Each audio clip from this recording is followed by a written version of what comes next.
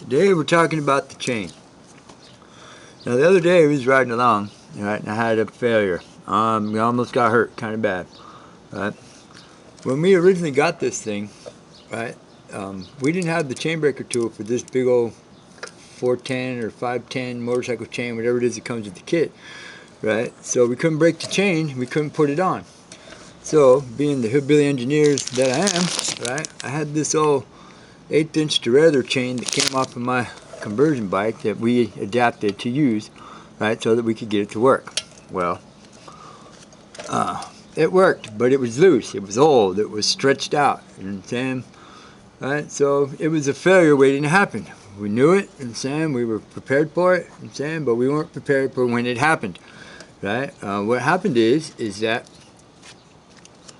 cutting across the intersection, some motorist, right, was pushing me through, trying to not run me over, but getting really close to running me over, and it hit a pothole, and then the chain bounced, and it popped in, and it popped off the sprocket right here, and it wedged itself inside the little clutch housing, and we ended up wedging itself in right here, right? The back tire locked up, skidded to a halt in the middle of the intersection, 7th Street and Roosevelt. And yes, you can just about bet I almost died. Right, well, so what we did was I had to push it back home, 3 miles, you know what I'm saying, a bunch of stuff in my basket. Right, it was pretty aggravated by the time I got here, so we spent a few hours figuring out how to fix it. So the only chain we had was this one, so we had to adapt it. So this is what we did. We searched around YouTube, since we didn't have a chain breaker to break this chain. We searched around YouTube for a few of you guys out there that have these little motorized bicycles, you know what I'm saying, and tried to figure out how you guys did it. Well, we came across this way and that way. One guy used a Dremel and a stone thing and breezed these down and popped it right off. Another guy used a screwdriver and stuck it down in there and popped it right off. Well, we tried all those, didn't work.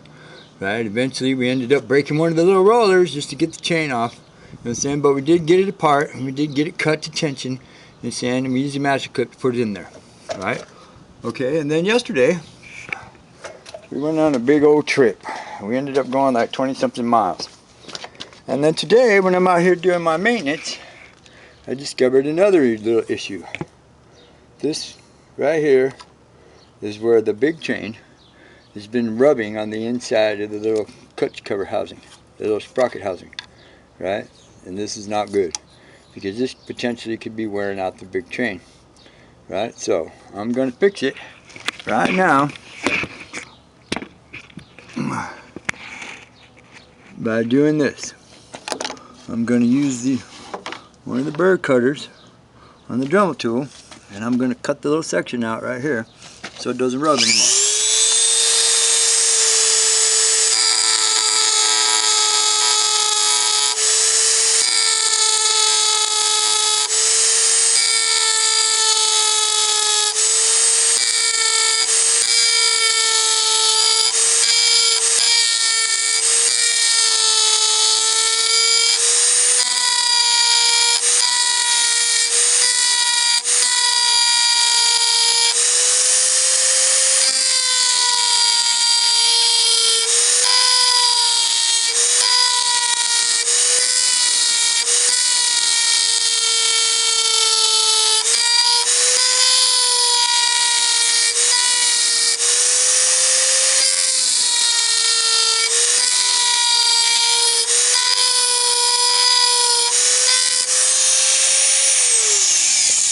You gotta turn up your Dremel every once in a while so to cool off, because you don't want to burn that up.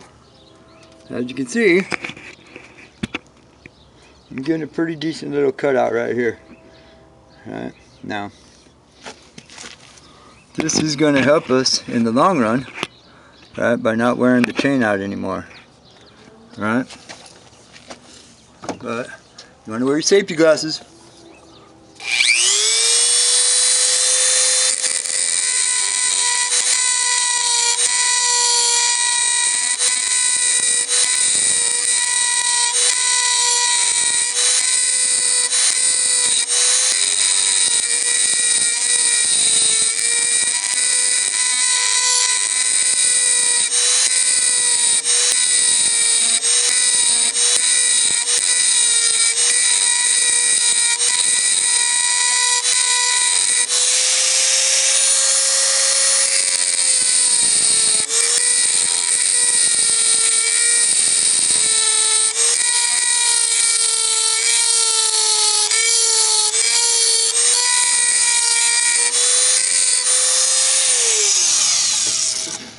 There, that looks pretty good.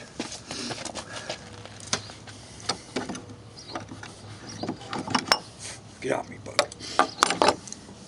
So, now you can see I got a little notch cut out right there. So it should fit pretty good. It shouldn't rub out. It shouldn't rub against the chain anymore. Right? Now, the really cool thing about these little Chinese motorized bicycle motors is because they fit on a bicycle, right? You can use park bicycle tools, right? So, right? You can see there's got a bunch of metal plates and stuff in here from where it was rubbing away on the little case thing. Right, so let's see how this works.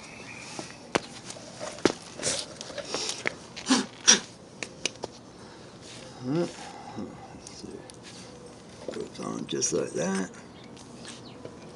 Oh yeah. So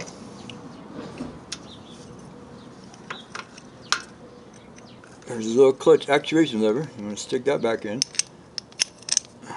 Right.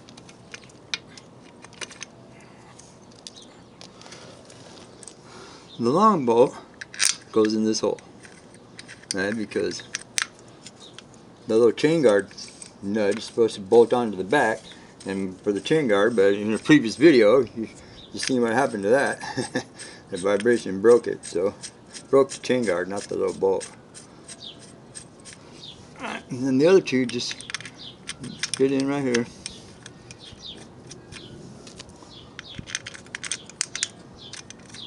Once you got them started, you grab the old Park Tool 3-way, you know, hex key, number 5.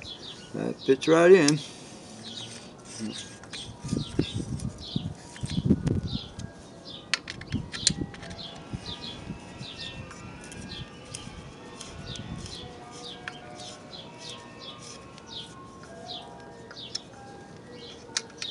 You don't want to torque them down until you get them all snug. That way it clamps on evenly. Once you get them clamped on evenly, give them a little, you know, little turn. That's all it takes. And then, now, chances are the reason why this happened is because this is a copy of an old 1930s era Russian 2-stroke bicycle engine. Right? The Chinese people are very industrious, very ingenious. Right? They copied it. Right? But in their little factories and their little foundries over there, you know, saying obviously sometimes their castings are not as exact as the plants say they are. Now some of you guys might be experiencing the same problem, some of you might not. The chances are is because the casting on this little cover right here is off just a little bit. Now I'm pretty sure that's going to work. Right? Now I've noticed that another weakness here is the chain tensioner. This thing is terrible.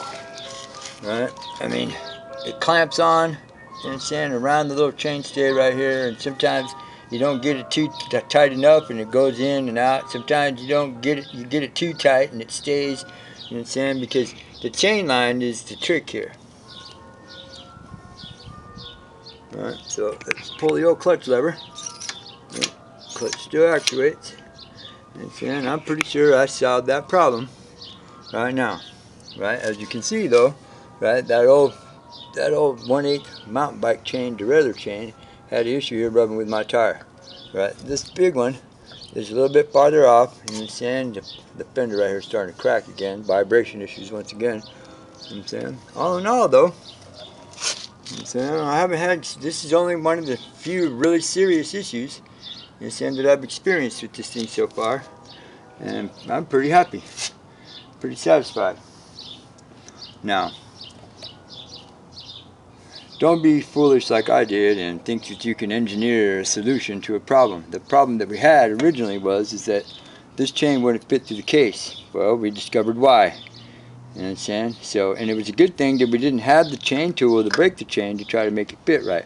The only reason we got this on in the first place is the other night when we were fixing it, right, we had this cover off and we fed the chain through on the sprocket and then put the cover back on.